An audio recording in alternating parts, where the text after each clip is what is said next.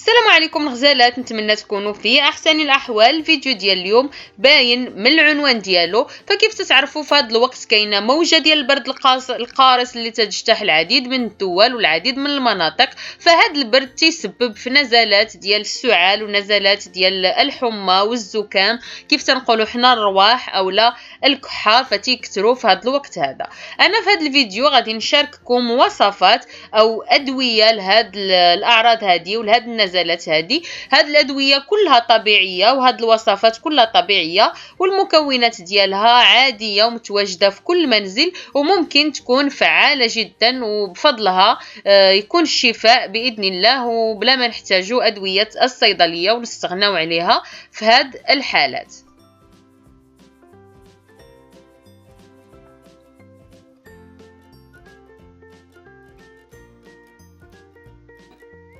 اول وصفه فهي تتهم الم البلعوم او الحريق ديال الحلق اللي تيجي لبزاف ديال الناس.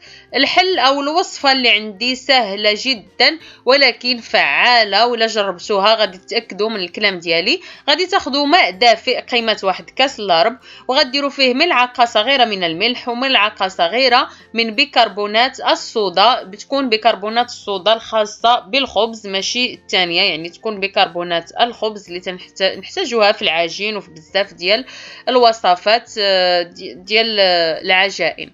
فغادي نحركوا هاد المكونات مزيان حتى يذوبوا، وغادي ناخذوهم وغادي نغرغروهم في الحلق ديالنا، يعني غنديروهم في حلقنا ونقوموا بالغرغره ديالهم، وهكذا غادي نتخلصوا من الام البلعوم.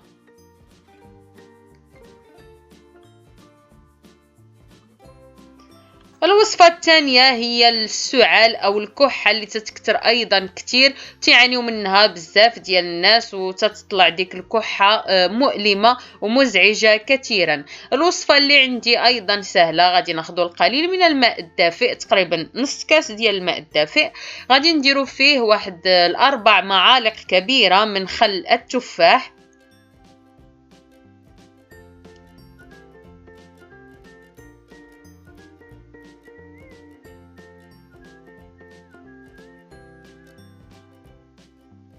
ثم غادي نضيفوا 4 معالق كبيرة من العسل، يكون عسل طبعا من النوعية الجيدة. ثم غادي نضيفوا 4 معالق من بودرة الزنجبيل، يعني سكينجبير. هذه كلها أشياء متوفرة في المطابخ. وغادي نحركوا هاد المكونات مزيان حتى تيذوب لنا داك سكينجبير ويذوب العسل، وتفاعل هاد المكونات مع بعضها وتولي خليط متجانس. غادي ناخذوها من بعد وناخذوا اي قرعه تكون ديال الدواء خوات، وغادي نديروا فيها هاد المحلول هذا كامل.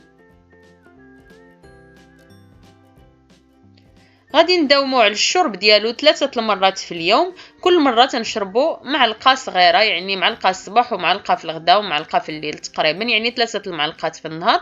وغادي تلاحظوا ان شاء الله ان الكحه غادي تخف بشكل كبير.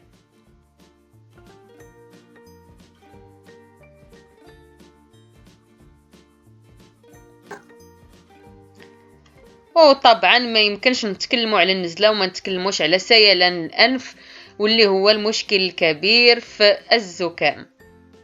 الوصفه ديالي عندي جوج ديال الوصفات. الوصفه الاولى هي غادي ناخذوا الحامض مقطع او الليمون مقطع زائد الزنجبيل طري، سكينجبير خضر مقطع، وغنديروا عليهم الماء المغلي يعني تيوصل لدرجه الغليان، وغنخليوهم واحد 5 دقائق وسط داك الماء المغلي. ثم غادي نديروهم في واحد الفنجان اللي تنستعملوه للشرب، وغنديروا فيهم ملعقه من العسل، وغادي نذوبوا هاد الملعقه ديال العسل باش تتهرس لنا داك الطعم ديال الحامض، لان بعض الناس تيجيهم قوي، وفي نفس الوقت فاش تيكون عسل طبيعي فتيكون فيه الفائده. تندوبوه مزيان وتنشربوه بحال غادي نشربوا الشاي، نداوموا عليه في الصباح وفي الليل قبل ما ننعسوا، اكيد ان شاء الله غادي تحسوا بالفرق. الوصفه الاخيره بالنسبه للزكام هي ايضا الماء، وتناخذوا فيه بيكربونات الصوديوم والقليل من الملح، وتندوبهم مزيان.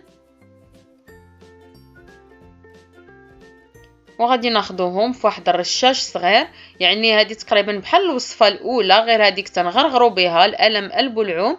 هذه تنديروها في واحد الرشاش وتنرشوها في الانف ديالنا. يعني راه كاينه تتباع واجده تيقولوا له الماء البحر ماء مملح، حنا ممكن نصاوبوه في البيت لينا وخصوصا الوليدات ديالنا. هكا تنسدوا واحد جهه من الانف ديالنا وتنرشوا المحلول في جهه ثانيه، واكيد هذه يسرح لكم الانف ديالكم والاطفال ديالكم. اخيرا غنقترح عليكم واحد الشوربه تقليديه تعلمتها، كانت الوالده الله يرحمها ديما تديرها لنا في مدينه مكناس في ايام البرد، فهي صحيه وتدفي الجسم بواحد الشكل كبير، وفيها مكونات كلها صحيه وكيف تنقولوا مزيانه للجسم. غندوز مباشره نقدم لكم المكونات البسيطه ايضا اللي غنحتاجو في هذه الشوربه. غنحتاجو ملعقه صغيره من الزنجبيل، ملعقه صغيره من الفلفل الاسود، ممكن تكتفيو بنصف ملعقه. غادي نحتاجو راس الحانوت، هذا عند العطار تتبع هذا راس الحانوت هو داير التشكيله ديالها، فتنحتاجو ملعقه صغيره. الملح حسب الذوق، وغنحتاجو فليو. هاد فليو نكونوا هكايا دقينو، ما يكونش وراق، نكونوا مفرستينو منقينو من العواد. غنحتاجو 8 ضريصات ديال الثومه مقسومين على جوج، ومعاهم نص كاس من زيت الزيتون. يعني هنا انا كشتو مقطعاهم ومرقداهم في داك زيت الزيتون. وغادي نحتاجو سميده ديال الشعير اولا البلبوله اللي معروفه تنديروا بها الحسوات والشربات عندنا في المغرب. غادي ندوزو مباشره لطريقه التحضير اللي ايضا سهله وسهله بزاف. مسبقا غنكون محضره الماء تيسخن في واحد الكاسرونه هكا، بدا تيسخن الماء على حسب كميه السميده. طبعا تندير فيه الثومه والزيت البلديه، الا عندكم الثومه الحمراء كان احسن، انا عندي غير البيضاء. تنديروا عليها فليو، ثم تنديروا راس الحانوت، ثم البزار، ثم الزنجبيل، ثم الملح. يعني التوابل بسيطه وعاديه. هو السر في داك فليو هو اللي مجهد بزاف، وايضا راس الحانوت هما اللي تيخليو هاد الشوربه تدفي الجسم مزيان مزيان مزيان. غير هي الانسان خصو يشربها في الليل وما يكونش يرجع يخرج، ولان الا ضربوا عليها البرد فيقدر يمرض، تضاعف الحاله ديالو. فدائما شربوها وتدفاو كيف ما تنقولوا، وما تعاودوش تخرجوا للبرد. غادي نغطيو على هاد الماء ونخليوه حتى يغلى مزيان وطيب لنا ديك الثومه وترطب. من بعد ما غلا غادي نزيد فيه السميده على حسب كيف قلت عدد الافراد، فغادي نزيد السميده وغادي نحرك مزيان ونخليها طيب. هنا الا كنتو غديروا البلبوله ديك الغليظه اللي تتباع في المغرب اللي ما تطيبش دغيا، فممكن تسدوا عليها في الكوكوط واحد ربع ساعه.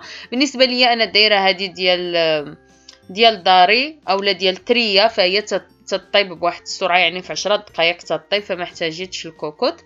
هنا كي شفتوها هي طابت. هنا راه على حسب واش تتشرب ولا لا، انا راه شربات لي شويه وزدت فيها الماء. يعني الا شفتوها تتشرب غنزيدوا فيها شويه ديال الماء، وتيجي هذا هو الشكل النهائي ديالها. صافي تتبقاو تستمروا بالتحريك حتى تطلعها الغليه. وها الشوربه واجده، ولازم طبعا تشربوها سخيخه باش تدفيكم. هذا الشكل النهائي ديال هاد الشوربه اللي الاسم ديالها كيف قلت تدفي. قولوا لي الا نتوما عندكم في المدينه ديالكم هاد الشوربه باش نعرف شنو هما المدن اللي تيعرفوا شوربه التدفي. الناس اللي ما تيعرفوهاش فانا عرفتكم بها، وقولوا لنا نتوما في المدن ديالكم شنو هما الوصفات اللي تديروا في هاد الاجواء البارده والبارده جدا جدا جدا جدا. والاضافه الى ان الشوربه صحيه فايضا لذيذه، اكيد غادي تستمتعوا بالمذاق ديالها. هكا غادي تكونوا بخير ان شاء الله، وغادي تشافوا وما غاديش تحسوا بنزلات البرد. جربوا هاد الوصفات ان شاء الله وردوا عليا الخبار. كان هذا هو الفيديو ديال اليوم، كانت هذه الوصفات الطبيعية 100% اللي أنا شاركتها معكم. وإلا كنتو كيف قلت باغيين المزيد من الوصفات فعندي وصفات أخرى اللي كلها طبيعية. يعني كاينة وصفات بالثومة والشريحة، كاينة باللفت، كاينة وصفات غزالة باللفت. كنت باغا نصور لكم وحده ولكن ما عنديش اللفت صراحة في الثلاجة ديالي. إلا بغيتوها ملي نمشي نتقدى نشري اللفت وندير لكم هاد الوصفة ونشاركها معكم. والله يشافيكم ويشافي كل مريض ان شاء الله. الى عجبكم الفيديو ما تنساوش اللايك والشير. الى مازال ما اشتركتوا في القناه ضغطوا على الزر الاحمر. ولا بغيتوا تتابعوني شخصيا انضموا لينا في الانستغرام والسناب شات وصفحتي على الفيسبوك. الى اللقاء ونتلاقاو في فيديوهات مقبله باذن الله.